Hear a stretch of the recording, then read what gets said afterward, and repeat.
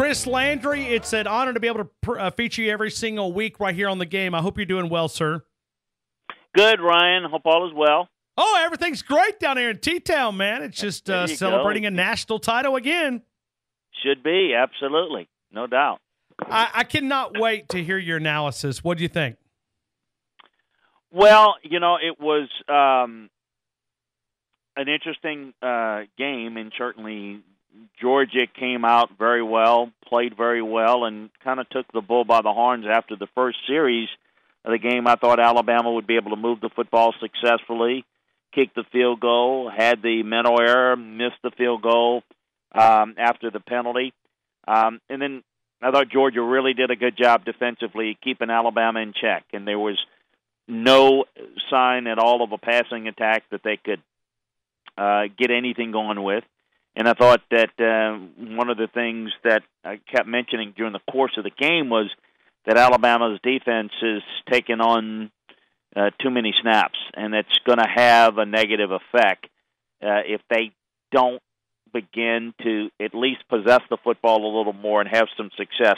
At that point, points weren't as big of an issue as just getting first downs and getting some pace and tempo into the offense. It didn't happen, and obviously we saw Georgia take advantage of what I thought was an Alabama defense that was on the field in too short in too quick of intervals, in that they were coming back on the field too quickly, 3 and outs. And so I thought Georgia took advantage of it and kind of took control of the game. And, to the point where at halftime, I was wondering what was going to happen. And as I understand it from the coaching staff, that they quickly discussed a couple of options. And, Brian suggested, hey, we could go with Jalen a series and see how it goes. And Saban felt like that we need a spark, and we need it now. We couldn't afford to waste a series. And, they decided, it's probably the best direction to go. And let's see what Tua can do. And I think we saw what Tua can do, and we also saw at the same time why he hadn't played a whole lot. He made some mistakes. He made the big plays, but he also made mistakes that could have, cost him in the early part of the season. But in this game, there's not a whole lot to lose. I don't think it was a risky move as people have kind of portrayed it. I think it was, what did you have to lose? This offense wasn't going to get it done, and this game wasn't going to be won had they not got some spark to the offense. And I thought there were some significant plays, none bigger than the third down improvisational run that he picked up and getting the team in the end zone. And once it was a one-possession game, such a huge factor, because then you can run your entire offense. Then you can get back to the run. Then you're not forcing it as much. And I thought the more Tua played, there were points where he made some really good plays, but then he still made some critical mistakes that could have cost him. None more than the pass on the run play that he didn't have and have obviously understood correctly. And then, of course, taking the sack late, and then he comes back on the sack in the overtime, then comes back and freezes the safety in the middle of the field and throws as good a throw as you're going to see. So you got a snapshot of everything that the guy can be, and where maybe I'm sure a lot of the fans have been clamoring for more offense, but you also see the mistakes that, can you imagine if you're playing in a game, a Mississippi State or what have you, and those mistakes cost you a game? As I've explained ever since I've been on with you, this offense is built around don't make mistakes.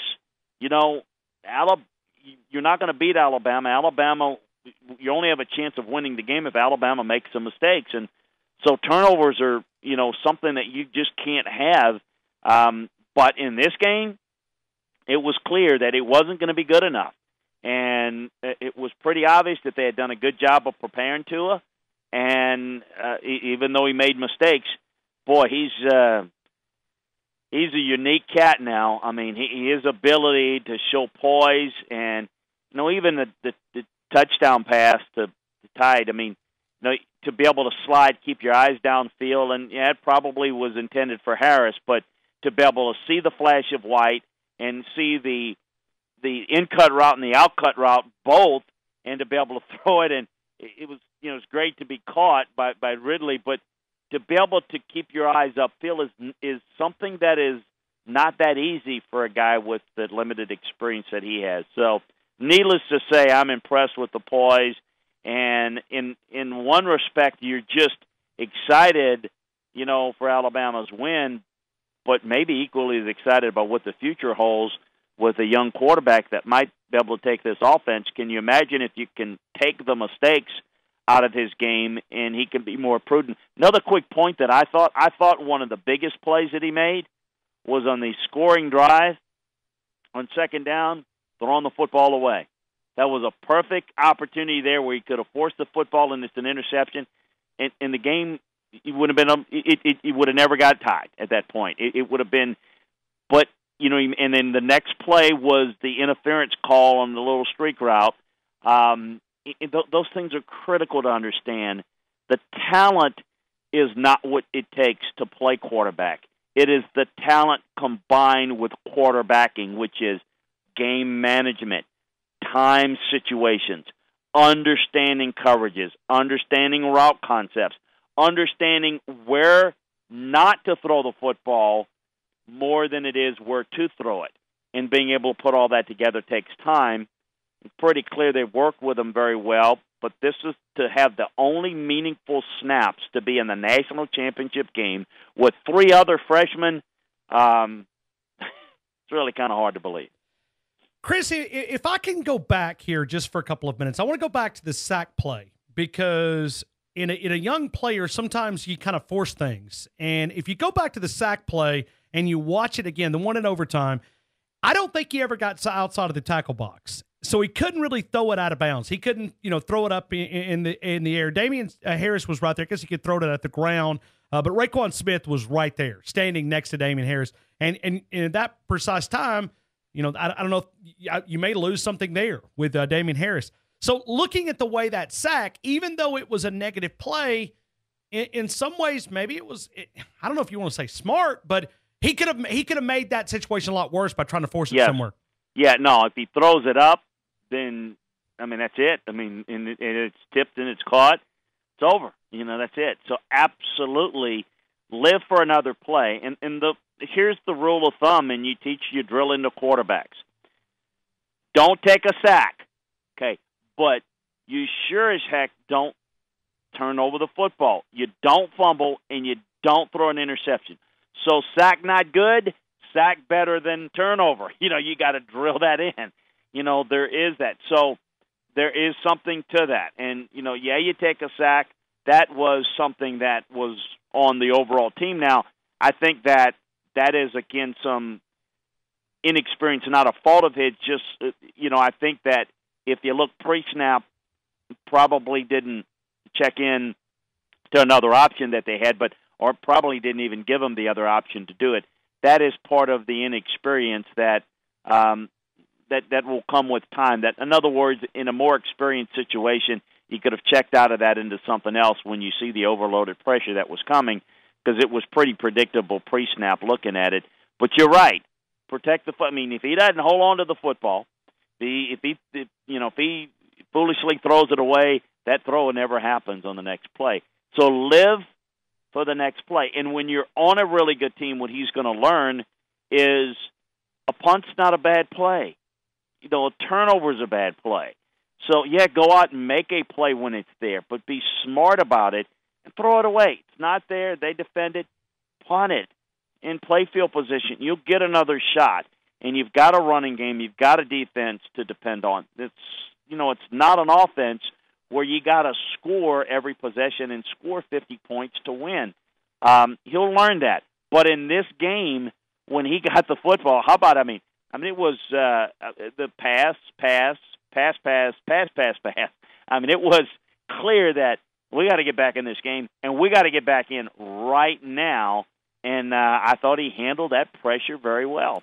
And I don't think it's a case of, for example, the mistakes that he made were pressure-induced. I think it was just an experience issue, an experience level. And, some may say, well, he should have played more. Well, perhaps he could have played more significant moments. But, I always say, and I get this a lot, well, why? They didn't lose a game all year until they had the injuries against Auburn. Are you going to risk losing a game by trying to get another quarterback ready to go when you've got a quarterback that's winning? I think they played it right, frankly. And if they hadn't done it that way, we might have been talking about somebody else being in the playoffs other than Alabama. So to me, I thought handled it pretty well, including Monday night. What do you think happens going forward?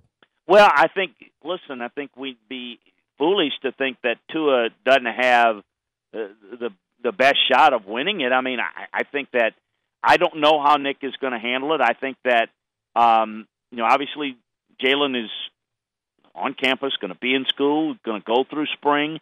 I think that they'll be allowed to compete, and I think that that's the way you should do it. I would think that Tua would be the guy that's most capable and most likely to win it. He gives you a lot more in the passing game. Again, can he protect the football and improve on those things, or can Jalen Hurts improve more as a passer? I would say it's more the latter, more of the in favor of Tua going forward. What do they do with Jalen? What is his options down the road? I don't know. I really don't. But to me, ideally, if he would want to do it, they don't have a lot of quarterback options really behind him, and that's something that is another issue. But just, keeping it between the two, it would be great. You've got to have a backup quarterback, just as Monday night proved, that's ready to go. If you're struggling or a guy gets injured, where do you go to? I mean, you can't afford losses to knock you out of the championship race when you're this type of a program, so you got to have two quarterbacks ready to go. It's just that both are a little bit different. Jalen protects the football better. Tua is a better passer and can make more plays in the passing game, no doubt. And probably is as nifty and as explosive as a runner in his own way. Jalen is a little bit more powerful as a design run guy. Ideally, I'd love to see, where Jalen could be a factor in a slot position, maybe in a wildcat position in the goal line situations, have a package. I don't know that they'd be inclined to do that, but that is certainly an option.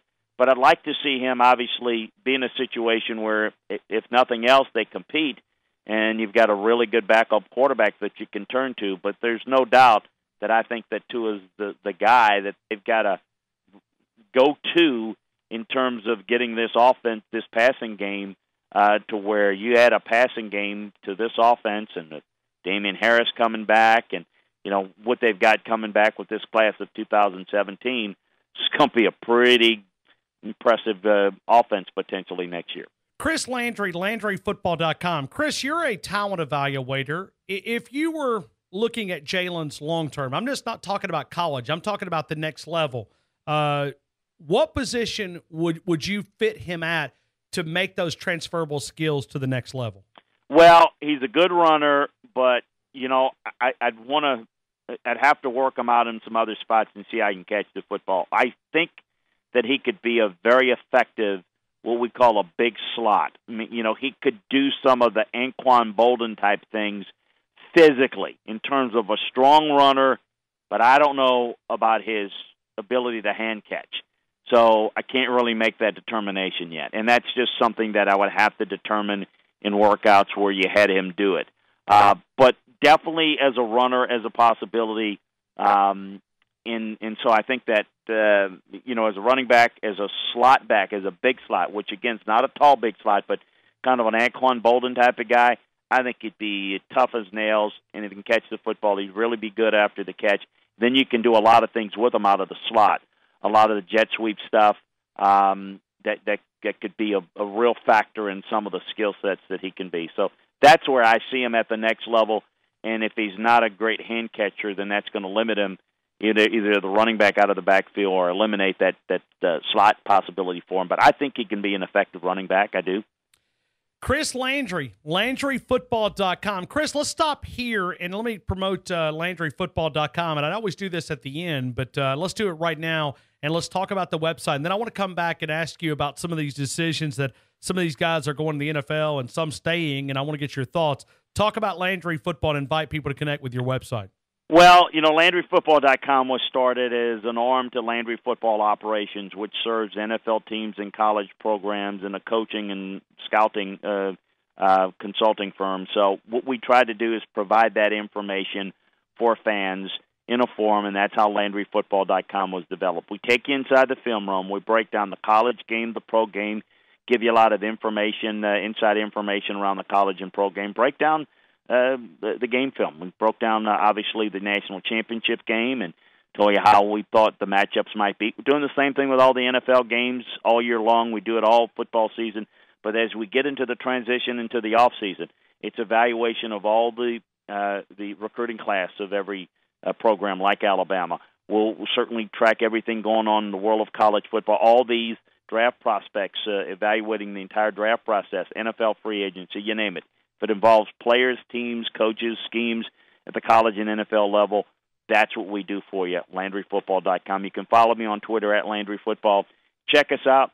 We think you'll love it. Different options to try us, and check us out. Again, you like football, you'll love LandryFootball.com. It's like having your own scouting department or coaching department at your own disposal for less than a magazine subscription. Chris, Damien Harris coming back for his senior season. How big of a surprise was that? You lost me. You talking about Damien Harris? I didn't hear you. Yeah, Damien Harris, the running back here at Alabama. Well, I think he's going to be a good player. I had him. Let me just tell you a little bit about how Nick does it with his guys.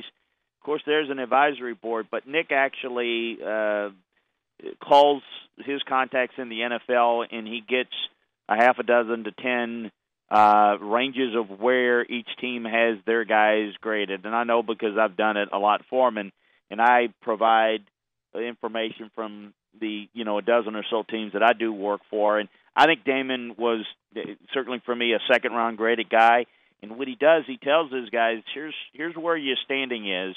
Now, he doesn't tell them, and I think it's really good. You got to understand these kids have personal needs and situations, but just to give them the best, most accurate football information is key. Not to listen what your Uncle Joe or your Aunt Sally tells you, and what they read on the internet because of what somebody said. Truly where you rank. And his theory is if you can improve your draft status, it makes sense to come back from a football standpoint.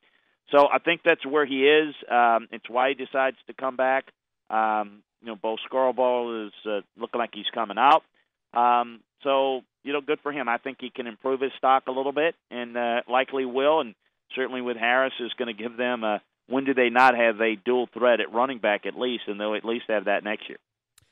I want to go here for a couple of minutes and ask you about Brian Daboll because there's a lot of buzz, the offensive coordinator, maybe there's a spot in the NFL, but looking at what Alabama's geared up on the offense to do, to me it would look like the easiest path to that head coaching spot, which is probably what he would like to be. I mean, I think most coordinators would love to be a head coach at some point.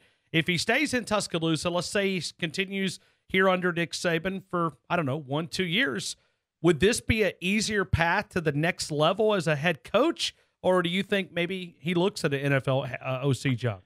Well, it depends. You're talking NFL head coaching job or college job, because the easier path clearly to an NFL head coaching job is to go back in the NFL as a coordinator, as a play caller, and we see it with Matt Nagy getting a job and a lot of guys. That's the best way if you're going to get a head job.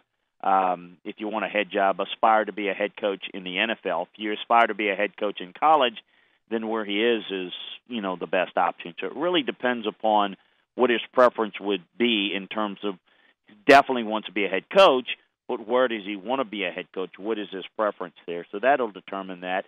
He'll have, I think, a couple of options because you're likely to have both Josh McDaniels, who will get a job, who may need a play caller, may or may not call the plays himself, but definitely Matt Patricia is, at this point, it looks like he will have his option between Detroit or the Giants, and I think that Brian would be high on his list. Now, what Brian wants to do, I don't know. And again, to answer your question would just be, what would be his preference to go to be a head coach in the NFL or to be a head coach in college? If the answer is to be a head coach in the NFL, then take the coordinator job in the NFL. That's the easier way to get to an NFL head coaching job as opposed to going to college well, what college job are you going to get? If you want to do that, you stay at Alabama. Then it's about getting the right fit, the right job, and then, at that point, you're probably staying in college unless you decide you want to make that move into the NFL, which can be a little bit tougher and challenging.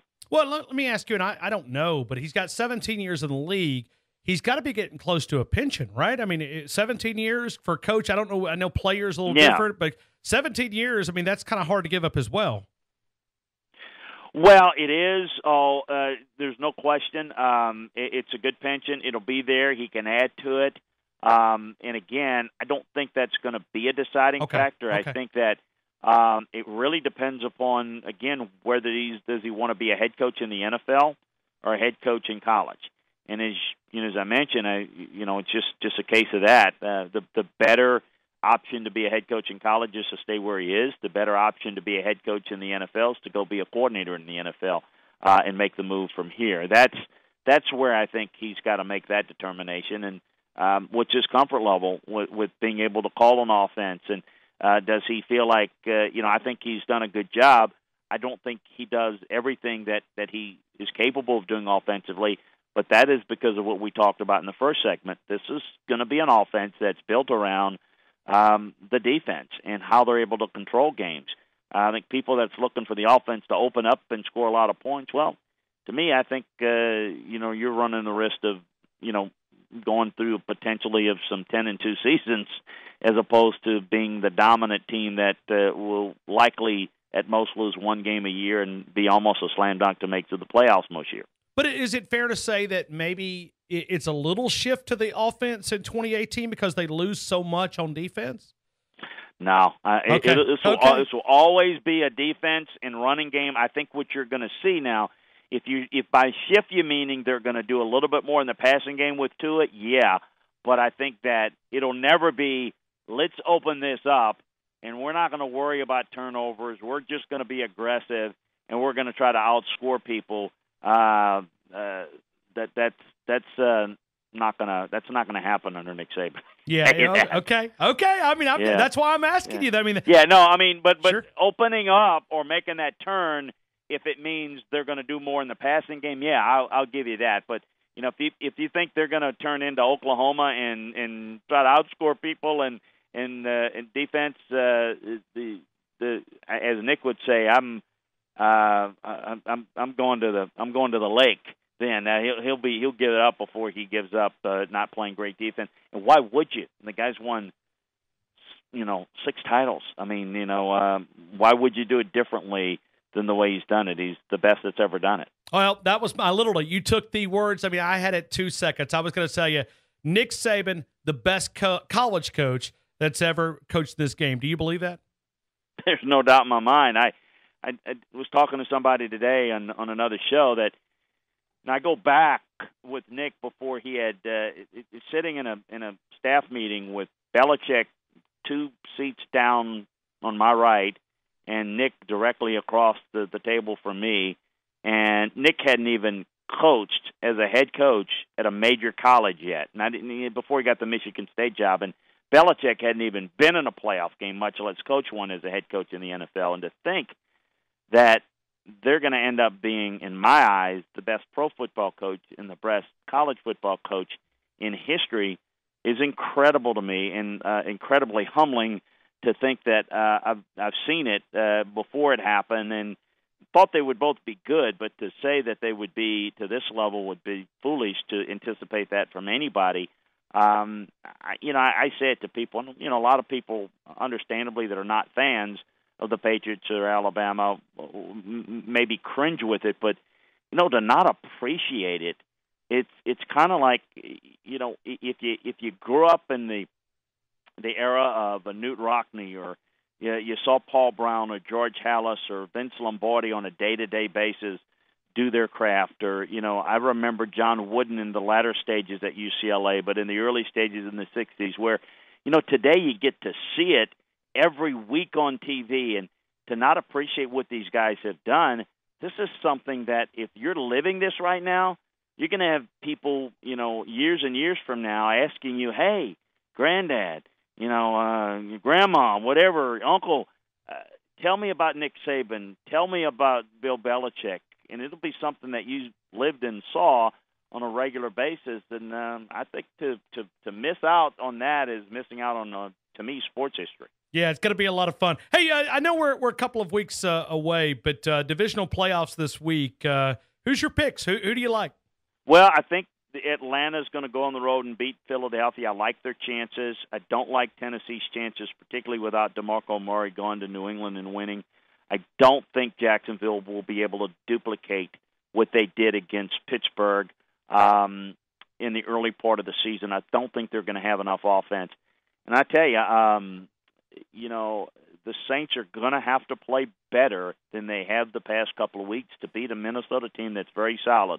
They're very capable. Drew Brees is an X factor that can carry them through it, but they've got to get the running game going, and this is a very good Vikings defense. Very, very underrated team. It's not a great matchup for the Saints. They can do it, but they're going to have to play the best game, their best game of the year. Chris, I'm about to get in trouble with my audience, man. They were sending me text and DM. Ask him about the defensive coordinator spot at Alabama. Ask him about the defensive coordinator spot at Alabama. What do you think, Chris? What do you think? Tosh LaPoy? Well, I don't know exactly where he's going to go with it. I don't. Everyone kind of thought it would be a promotion on staff. A lot of people did. I'm not convinced of it. I think he wants to add somebody to the mix. As you know, it's part of a bigger picture with him. With Nick, it's different. He wants a certain type of guy that he's going to teach the defense. He wants a guy that can learn very well, that can adapt. He will teach him the defense. He doesn't want somebody to come in and reinvent a defense. Nick will teach you the defense. So it's going to be a different type of guy, and the guy that he feels most comfortable with that out of the program or within the program is going to get that job, and he's going to add somebody to the mix. They'll lose a couple of people. They could lose a couple of people in there. Ed Merowitz may end up moving. There's going to be some people that they're going to lose on the staff, no question.